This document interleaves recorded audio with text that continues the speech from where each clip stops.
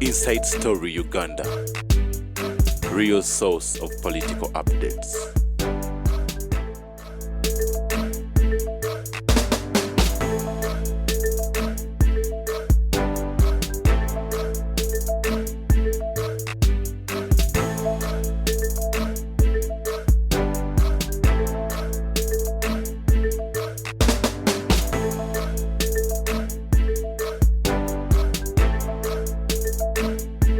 Inside Story Uganda. Ngobolere abantu abo ate kyatuyambe kati ogwo musango gutusolvingidde ebintu bibiri obusika gubumaze kuba abamu ku babadde baagala obusika abafiirawo bali indicted kakati oyinza kusikira sheek nga bakusanzeeko ewandege yange oli embizi onywa n'omwenge. This is serious offense crime internationally. Kitegeeza kati abo kuwasa tumu ababiri obusika tekuli. No. Kakati ate Bobi Wine ate mikisa gye gyeyongera kasita yejjako obuyaayi era nze namukubiddeko mu ngalo bampulya bagamba talina bantu takola if somebody denounces violence Bobi Wine namugamba tibwokwata ebyabesigye wokutuwaka biki. Uganda is want to work. Fe tuli mu private sector. How can I manage 7 years without working in the government? Have my private companies. Fe abantu abali mu government batono nnyo. Abantu baagala kujjamu wino okukola. Abantu baagala butale. The moment Bobi Wine kasatandika ebyabesigye. Bobi Wine n'atandika ebyabesigye eriyo tsunami nga taliyo. Bobi Wine agandi mujja kumulaba nga adduka. Mwabe Masaka. Mujja kumulaba nga adduka. Adura kitura. This government Museveni cannot last the Uganda will be a pariah state. Byonna tewali kyaliko neki. Eri bwe liba jembe tebakomawo liragula bifu. Tebaddawo. Teddawo. Oyalaba omwezi nga gwanca. Tewali musiramu addamu muwuliza. Abika atafudde. So Bobi Wine must change. Tebayinza kuba bukulembeze ngesaati ekomeno batukanyuka kulaalira ate Bobi Wine ekyokubiri kyeyafunye. Bobi Wine ni family ye yagiyingizza mu lubulu w'abagagga nagenda okuyiga ekisajja wabwakyo gye bagezaala bandaga tawuni namba y'abaganda ba Bobi Wine. Once you see somebody investing money in a country cannot instigate violence. That's why the Kenyan politicians, Kenyans, power rotates around the rich families. Omukazi yasibirirwa ebintu takuba kabada ku ttaka. No. Omukazi ayokya ebintu aba yetalinamu kike.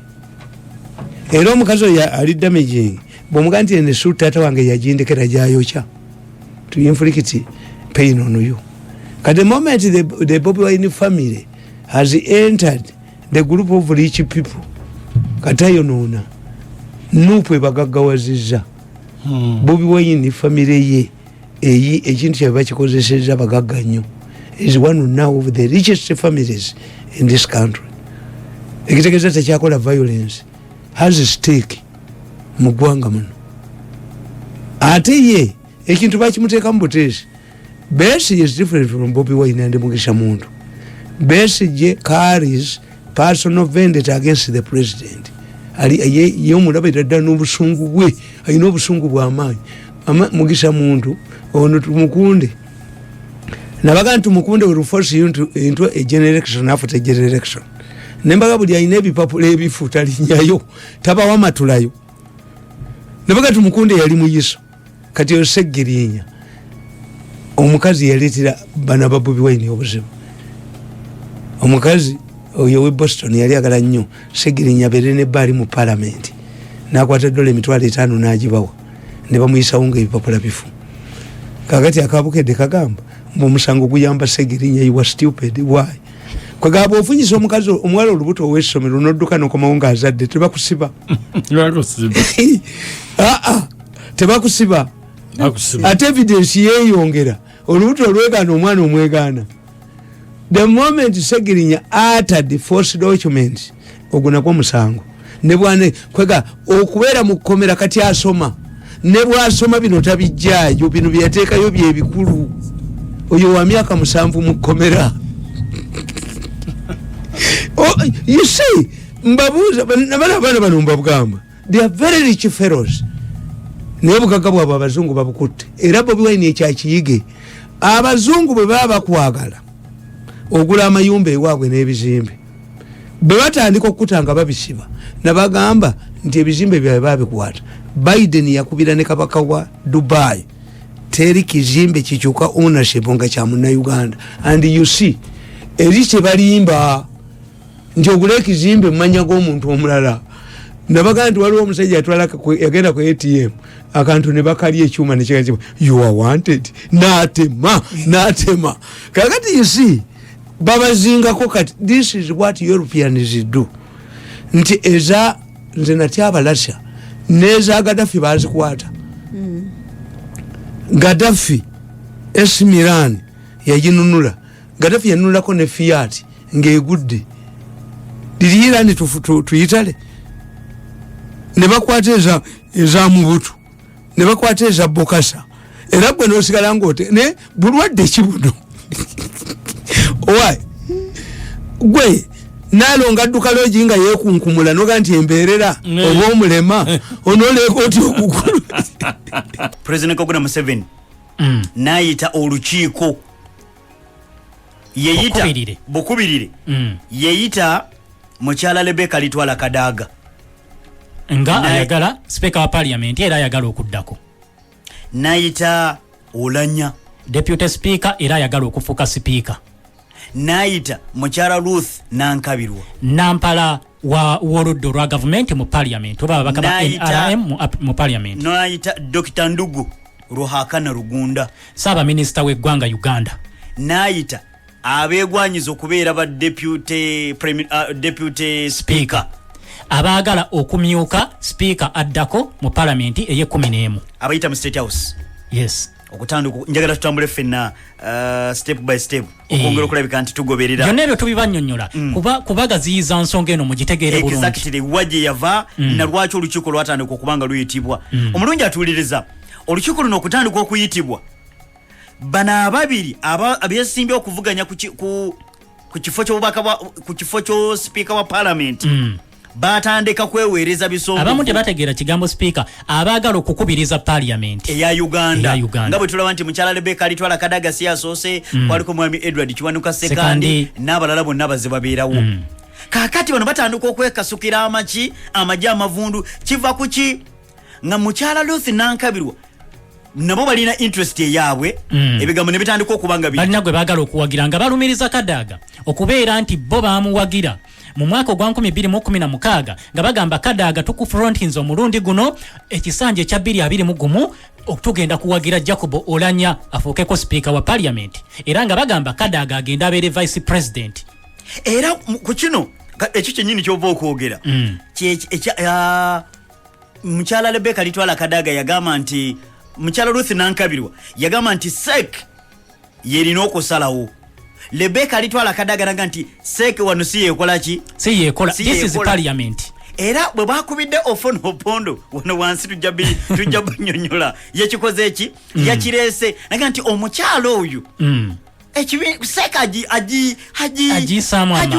agiwawula kakati Central Executive Committee President bano mukyala Rebecca Litwala Kadaga wike wedde abantu twaba wa mawulire gwe kennyini nti emunyonyo yatuuza babaka 15 balamba n'abaka ebigambo byayogera era yagamba nti Olanya muteteezi talina kyasobola ali awo tasobola nakubiriza parliament kubanga ensonga ya age limit bill bwe yajja yankubira essimu nali mu America mva mu America ngene mu Bungereza nina bannayuganda benjagala okusinkana okwogerezeganya nabo nankubira essimu lubaluba nti jangu nzireeka ensonga waliwo ABCD jangu nze bino sijja kubisobola.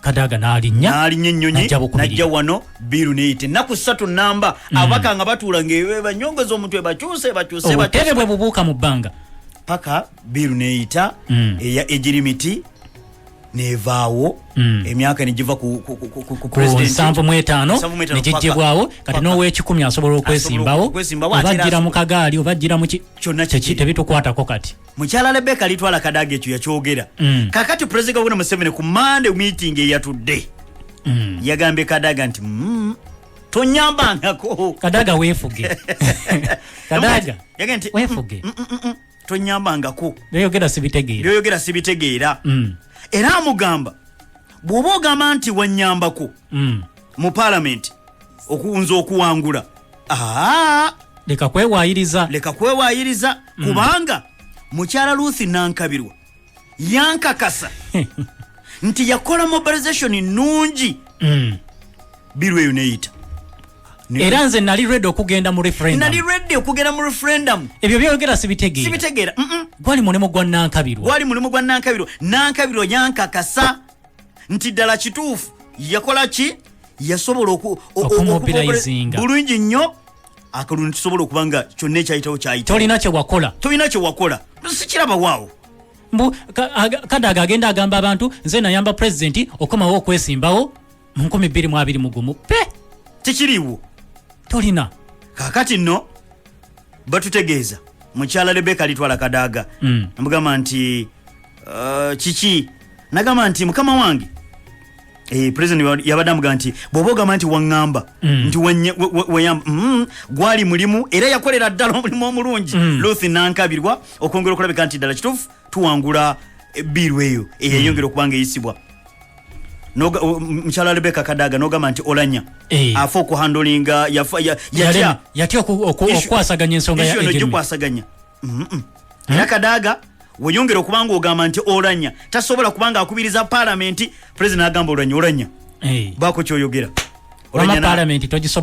parliament wama togisobola olanya n'atandika okubanga agamba nti ebyo mukyala Rebecca Litwala Kadaga naye gwe omanyi kyekitegeeza ebyasimala googera tebyabaddewo nga bw'oba tomaze googera oba owedde oba olina okwedifendinga era simala googera yadde era yayogedde ku simala googera mpa ekitiibwa byebamuzeemu tugenda kubibabuula kakati gwe omulungi atuwuliriza omanyi kyekitegeeza tuyimirekawo katono omanyi kyekitegeeza okubanga oli muntu mukulu naye ng'abakukaza bakulu banno naye ng'abakukaza mulimu bw'omanyi nti bano bannima empindi ku mabega kakati no munnange bonnange bwe babadde batudde ne bamugamba nti mukyala Rebecca Litwala Kadaga bwatu bwagambye weewozeeko olanya naga nti omukyalo oyo byayogera bigambo si bituufu bigambo ebyo si bituufu era n'atuuka n'okuleeta kye batuumye Hansard kitegeeza rekodi oba osobola okuleeta engeri y'ebiwandiiko kwebyo ebyayogerwa mu parliament mu bbanga ery'emabega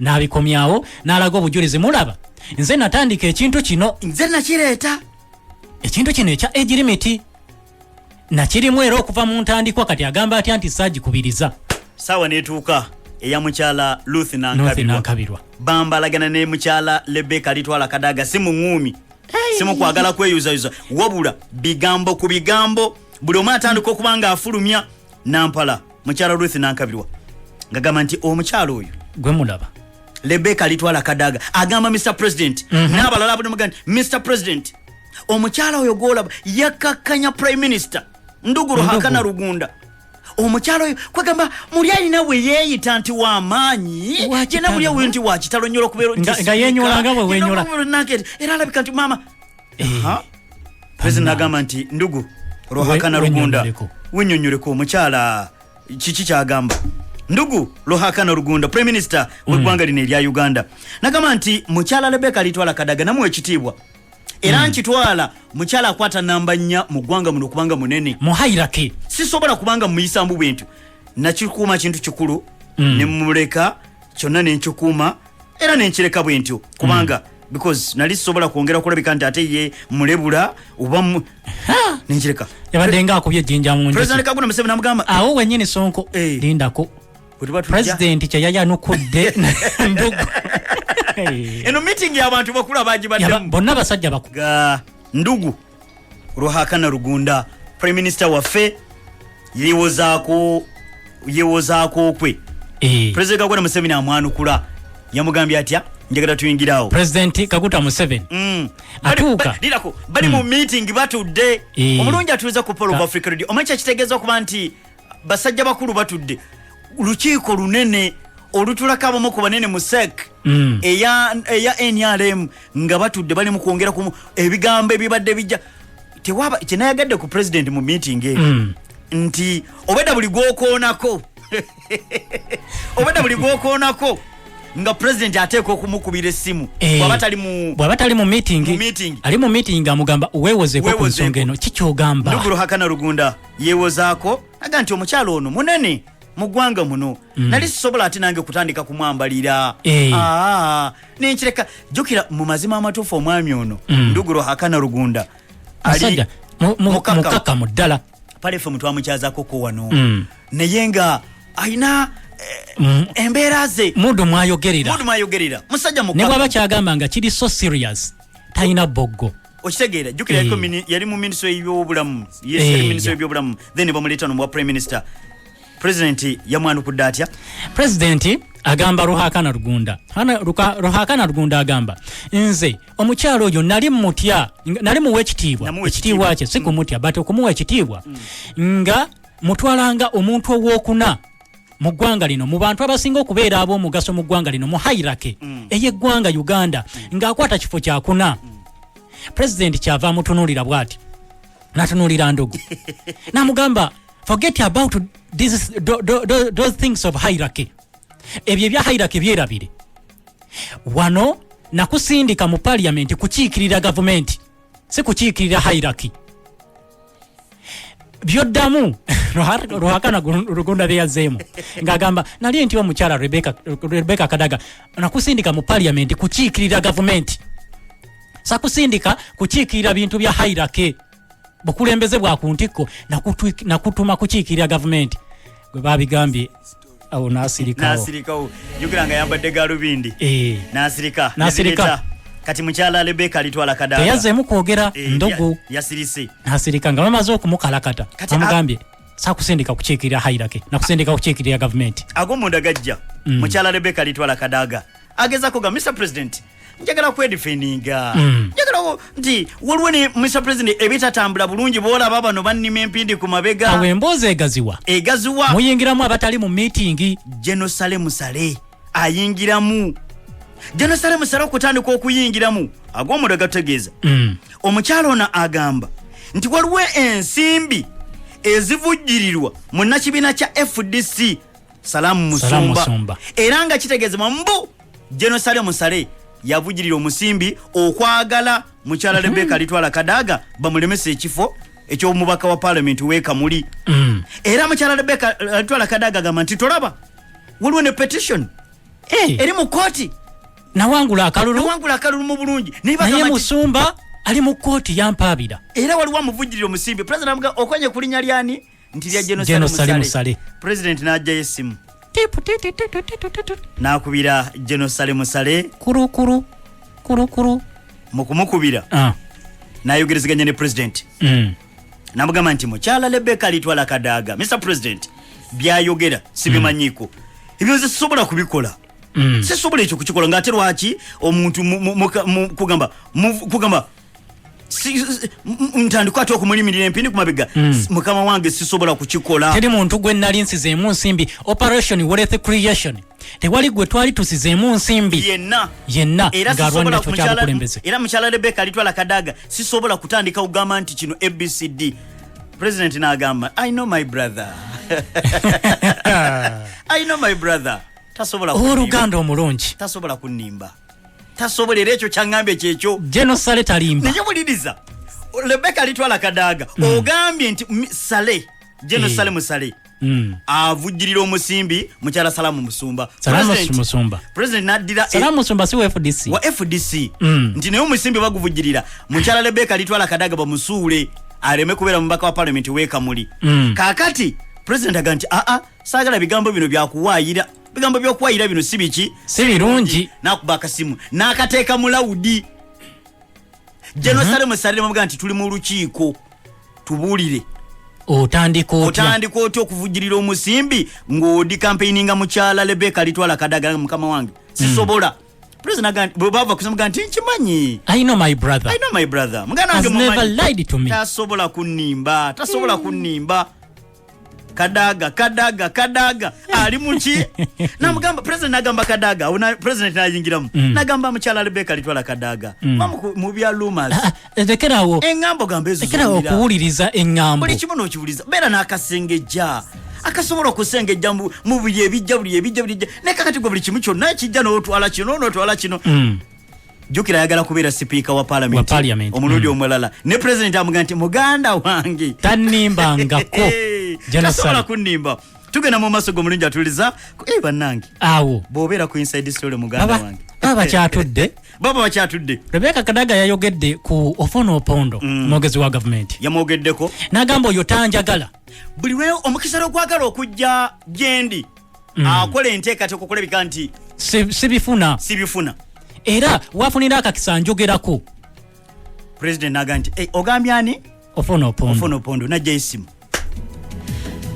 Nakubira Ofono Opondo ye mwogezi wa government. Ofono Opondo ebigambo byayogedde mu lukiiko. Rebecca litwala Kadaga kyemmanyi nti katane nga tuzive mu bigere. Ng'avaayo. Anti omanyi esimu ngeri loud. Mututabadde mu lukiiko. Ate mukama wa kukubidde nga bonalaba onajja tawo banakubira esimu. Agati Sonko njagala ombulire kino na kino. Matova ngambye otekeddwa kubeera open. Okugezaako oluusi naawe okwebala akalimu okasigaze munnange. Kati olina okutandika okwogera mami Ofono Opondo. Yayanukudde bw'ati. Nagamba nti mukyala Rebecca litwala Kadaga engeri jakwasaganyamu ebintu bye sinungi Mr. President omukyala oyo ayina engeri jakwatagana pate ayina bwagiyisaamu amaaso omukyala oyo pate ayina engeri jagiwawula Mr. President baludde ku simu omulungi atuuza ku Power of Africa Radio baludde ku simu eddakiika 30 omacha kitegeeza nga president akukubidde simu naye eddakiika 30 nga Ofono meeting yatutte almost sawa 5 neddakiika 3 bazimaliddeko Ofono Opondo nga nnyonnyola naga Mr. President omukyalo oyo lwadde agamba nti simwagala omukyalo simulinaku buzibu wabula Central Executive Committee tagitwala nga kikulu sek ayina bwagiwewula bwati tatulabamu neyeerabira nti seeka eyo yeetuula seeka eyo yeyatuula ne tumubaganyako ebirowoozo naye yalaba nga wawaggulu seeka agikkakkanya tagirabamu Mr. President so omukyalo oyo ayongera okweterezaamu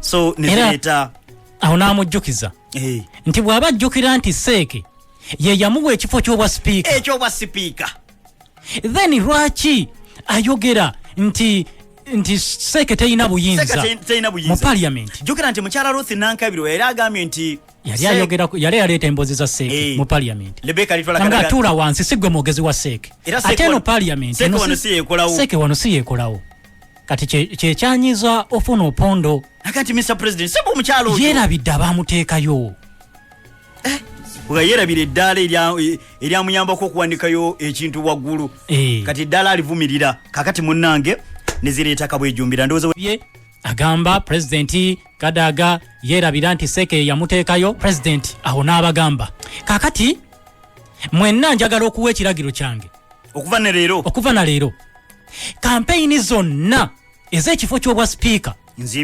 nziyimiriza era n'obwa deputy speaker siddamu okuwulira campaigninga lwansonga bino president yabagamba bigenda maaso n'okulengeza ekibiina kya NRM n'abategeeza nti seeke ejja kuditamininga ejja kusalawo kiki ekigenda okuddamu kiki ekiddako action egenda okuteekingibwa kakati awo era ekinaasalibwawo tewali agenda kukikyusa nezireeta munnakibiina kya NRM Secretary General Justin Kasule Lumumba yabaddewo present omukyalo ono naye alina ekubamu gyakubamu ekintu kye ayinamu ekubamu gyakubamu ekintu kye nagamba Mr. President mbadde nsaba bwenti olukiiko nga tetunaba kubanga lumbulanga basogote bannagenda mu bulango mbadde nsaba bonna ababiri abo nga bwe bavuganya ku kyobwa sipiika bonna baleme kwesimbawo tulonde abantu abalala. President n'agamba SEC yejokola ki yejokusalawo ekigenda okuddako ekigenda okuddako presi y'obwa speaker kati kitegeeza singa batwala ekya Justin Kasule Lumumba Secretary General w'ekibiina kya NRM nti Mr. President bwe ntunulidde olukiiko luno byonna nga bwe biri mbadde nsaba ababiri abo tebeesimbawo SEC bwe beeronda eronde bantu balala.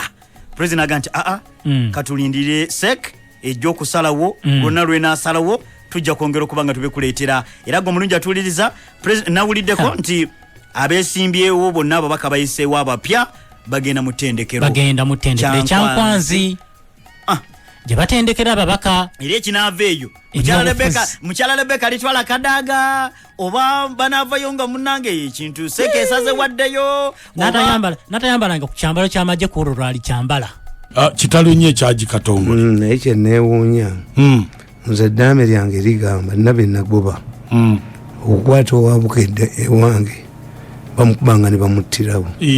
Yes, kubanga you see you people abantu bano ekibakola obubi ndi musonyiwa nnyo. Bukedde yakola kinene nnyo ne New Vision okusuula Butoda ate zitya olukwago nga mbadde baana ba Katongole n'alinnya ewange mutwala Kagudde ani lukwago Geriasi ebyo beeko baana bajjawo Butoda kuva bajjawo Butoda nina records na information balimba president aba Butoda balina omuganda gwe baagala okusponsoringa aje kuba president ate nga tekyali olwansonga aba Butoda baayagala okupangisa olubiri sente bazibawe ne bagaana kuba baali bakolagana naki ng'ate Butoda yasasulanga kisente zayiwoze ewange temulinyangayo bajja babetente emitwe eddaame lyange lirikiriye liri ku video lirina beryagoba ngani nani bamotoka bane bochane bane bakolaki nze me you see for you where people have problems with me I'm not a pretender. When I hate you bonkole ekibi walana yes tosonyiwa hapana Katonda yasonyiwa ddi mumbuliyo Katonda lwe yasonyiwa njagala basumi ba Bible yatusindikira omwana we n'atufiirira ku musaalaba olw'ebibi byaffe. Omukazi yatunula emabega bw'ati ng'ekibuga Sodoma kisaanawo yafuuka ensawo y'omunnyo yali akoze eki. You see, I want to somebody tell me God who is merciful Katonda yasonyiwa ddi fe abataalabako abazzukulu batuli bazzukulu ba 10 ku Adamu verdict yava ku Adamu wali ogirabyeko nga bagikyusizza omusota gubetente obutetero omukazi science yakyusizza azalira mazika kati verdict y'omulusuku yali ekyuseeko nze njagala omusomi wa Bible yambuulire nti bwe yaleeta amataba mu kyombo kya Nuuwa baatwala ebinyonyi 2 ebisigadde byali bimukoze eki ne bajja mwende buli kisolo bajjangako 2 na biri byali biri bya Lusiyaga vumi bw'omala okunkola ekibi ku nsi mu Kabuli ne mu ggulu tewali kukwatagana tetuliddamu ne bw'obanga gwe ka dokita ali ku kyalo omwana ng'afa because that's my disagreement n'Abanyankole tekerina ensonga no it has to have ensonga toyinza gamba nti bw'ogoba ono n'olyawo sente ekyo tekirina ensonga kirina ensonga kakati enkola yammwe eyo tekakati bagenda kuwandiika ku Katongole bumulyemu sente naye ng'akasajja kakabushenga ako kawandiika atiko musise kolekisi simanyi muwa billion nga n'olinya owabukedde lirinnya ku mukolo gwange mufu oba omwana afumbirwa emyezi 6 ng'okubana nti ndi mulalu bayise nnyina bamukebera omutwe kulubya ne bitambula wonna nga nfudde amabuga nkolamu sente wenkukwa ne mulifuti ewandula omulambo. That's why I avoid them. There are people I have not seen physically in the last 7 years. Ewange bajja bakubirayo eddaame liri mu video Nebifaananyi n'obibalaga nti ono we mumulabako nono banga nemukuba ku mutwe teri wabokedde kuwandika kufa kwange naye bali tebamumanyi omuzimu gwe injunction mu court not to make me money okunfuula omulambo. That's your problem. Ebizibu eggwanga lino byeriyina ebisinga obungi biva mu kukkiriza kubajooga. Tibwamala okugjawo 5 billion nadduka n'agula ekizimbe embwa ne bakanyuka ku president's office ate banjoogereyo. Tekisoboka. I go home. Tekakati Kadaga ngoyo mumuwadde obutwa Museveni saved Kadaga. Kadaga obutwa bwa developingira mu nnyonyi ndibamugamba nti mwali muddukita namugamba nti musama mwenda oli mufu. When Kadaga arrived at the airport tebamuyisa na mu VIP. Ne mu ddwaliro mwe bamutwala teyayogera nti nze Kadaga mbaga nti maama we. Ne mukwata omutwe gw'omwana ne mugusala mumugaye nti muloko nenkuko gwe aya nze munange ebyo sibimanyi kubanza sibikola.